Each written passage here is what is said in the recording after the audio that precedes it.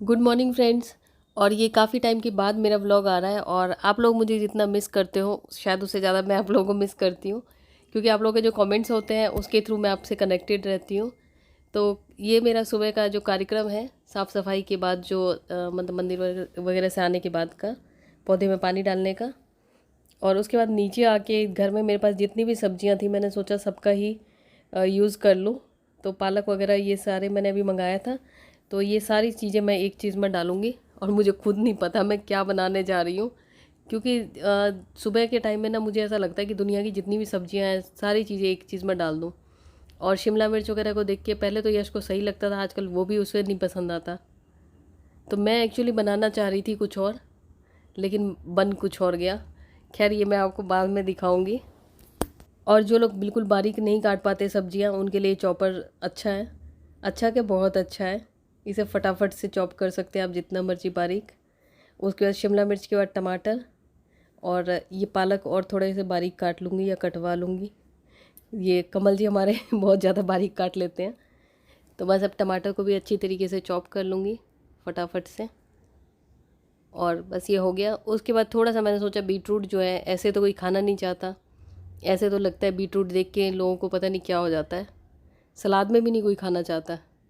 तो मैंने सोचा इसका अच्छा तरीका निकाला, मैंने बीटरूट को भी अच्छी तरीके से चॉप कर दिया और इसके अंदर फिर डाल दिया। तो ये हो गई खूब सारी सब्जियां हमारे मिक्स। और उसके बाद मैं थोड़ा सा इसमें ये पालक वगैरह तो और बारीक मैंने कर लिया, और उसके बाद दही, और इसमें मैं थोड़ा सा चावल का आटा 1 कप और 1 कप इसमें सूजी डालूँगी। तो आप चाहें तो दोनों कप सूजी डाल सकते हैं, तो आपकी अपनी मर्ज़ी है। और उसके बाद नमक, थोड़ा सा धनिया पाउडर, थोड़ा सा मिर्च पाउडर, जो मसाले आप डालना चाहें, और फ्लेवर के लिए आप कुछ और चीज़ें डालना चाहें वो भी डाल सकते हैं। और जैसे प्याज वगैरह आप डालना चाहें तो प्याज भी डाल सकते हैं। इन सबको हमें अच्छी तरीके से मिक्स करना है। और उसके बाद थोड़ा सा मैंने जो अचार का मसाला घर पे बना के रखा था ना, वो डाला है फ्लेवर के लिए। और क्योंकि कई बार ऐसा होता है ना, कुछ बनाती हूँ जैसे चीला बनाऊँ या कुछ भी बनाऊँ, तो यश बोलता है थोड़ा डिफरेंट टेस्ट का बनाओ, डिफरेंट टेस्ट का बनाओ। तो घर पे मैंने बहुत सारा अचार का मसाला बना के रखा है, तो वो कई बार मैं सब्जियों में यूज़ करती हूँ। उसके बाद आप फ्लेवर के लिए कुछ भी डाल सकते हैं, जैसे पानी पूरी का है मेरे पास और चाट मसाला है, तो मैं चाट मसाला का यूज़ कर रही हूँ। तो नहीं तो आप पानी पूरी और भी बहुत तरह की चीज़ें होती हैं, जैसे पाव भाजी का भी फ्लेवर यूज़ कर सकते हैं। जो मर्जी फ्लेवर आप डालना चाहें वो डाल सकते हैं। इस बैटर को हमने अच्छी तरीके से रख दिया। उसके बाद मैं छत से ये कड़ी पत्ता तोड़ के लाई हूँ, और ये हरी मिर्च। तो अब जैसे कि हम नॉर्मल चीला बनाते हैं ना, तो मैं थोड़ा सा जो पैन है उसमें घी डाल के तड़का बना लूँगी। और जितनी बार भी चीला बनाऊँगी ना, पहले तड़का हल्का सा पका के, जैसे इसमें सरसों डाला है, जो पीली या काली सरसों, हरी मिर्च और कड़ी पत्ता, उसके बाद फिर इसमें ये डाल रही हूँ, बैटर डाल रही हूँ। तो उससे चीला ना थोड़ा ज़्यादा देखने में भी अच्छा लगेगा और वैसे खाने में भी अच्छा लगेगा। तो चीला मेरा, मैं इसको ढक रही हूँ और थोड़ी देर बाद इसे हमें पलटना है एक साइड से। फिर मैंने इसको पलट दिया, तो ये बन के रेडी हो गया है। ये 2 चीले हैं, बहुत ही टेस्टी है, और सबसे अच्छी बात है देखने में अच्छा लग रहा है। उसके साथ ये रायता बनाया था, यश ने बनाया था रायता तो। और ये यश को मैंने ब्रेकफास्ट दे दिया। उसके बाद बीच बीच में मैं ब्रेक में कहाँ जा रही हूँ ये देखो। ये हमारी गली में जैसे सूट वाला आता है ना तो सारी गली की लेडीज़ कुछ अभी सफाई कर रही थी, कुछ खाना बना रही थी, कुछ ने एप्रन पहन रखा है, आप देख रहे हो। और मतलब जो जैसे था उसी कंडीशन में सब हम लोग आ गए, और हम लोग मेरे गेट के बाहर बैठे हुए हैं, क्योंकि ये हमारा सबसे इम्पोर्टेंट काम है, सूट लेना और सूट का जो रेट है ना वो फाइनल करना। वो कुछ लोग एक्सपर्ट हैं बार्गेनिंग में, तो वो लोग रेट उसका वो डिसाइड करेंगे। ये पूरी गली की लेडीज़ हैं, कुछ लोग बालकनी में हैं। और गैस पे मेरा चीला चढ़ा हुआ है, वो पता नहीं कब तक बनेगा वो जब मर्जी बने। आज सूट कार्यक्रम के बाद फिर काफ़ी देर हम लोग बाहर बैठे रहे, और इधर मेरा चीला भी चढ़ा हुआ था, क्योंकि मेरे गेट पे ही बैठे थे हम लोग सारे, तो फिर मैं बार बार जाके चीला भी पलट रही थी। कमल जी कह रहे हैं आज तुम्हारा वो बन क्या रहा है, बीरबल की खिचड़ी बन रही है जो 1 घंटे में एक एक चीला बना रही हूँ क्योंकि मैं गैस बिल्कुल कम करके वो कर रही थी। खैर ये सब मज़ा ना आपको फ्लैट्स में नहीं आएगा, ये सब मज़ा इन्हीं सब जगहों पे आता है जहाँ पे इस टाइप के इंडिविजुअल हाउसेज होते हैं, जहाँ इस टाइप की सोसाइटी होती है।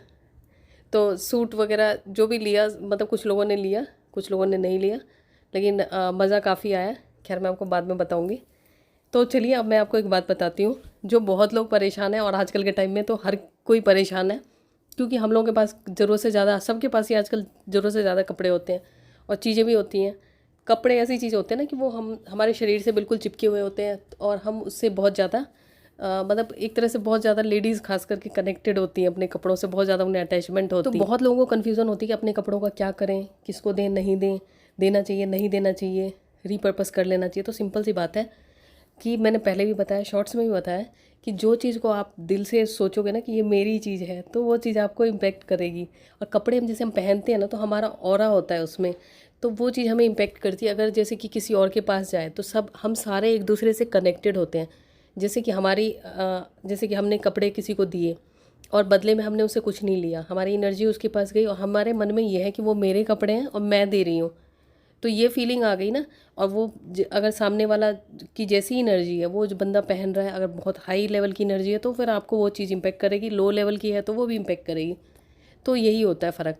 तो इसलिए कपड़े किसी को आप देते हैं ना, तो एक चीज़ का ध्यान रखें, एक तो नमक वगैरह से ये होता है कि ऑरा थोड़ी क्लीन हो जाती है, लेकिन सबसे पहले उस कपड़ों से आपको अपने आप को मतलब वो ख़त्म करना पड़ेगा, उससे अटैचमेंट ख़त्म करनी पड़ेगी। ये मेरे कपड़े नहीं है, मैंने जब तक पहनने थे पहन लिए, अब उसके बाद मैं जिनको दे रही हूँ उनका भला हो।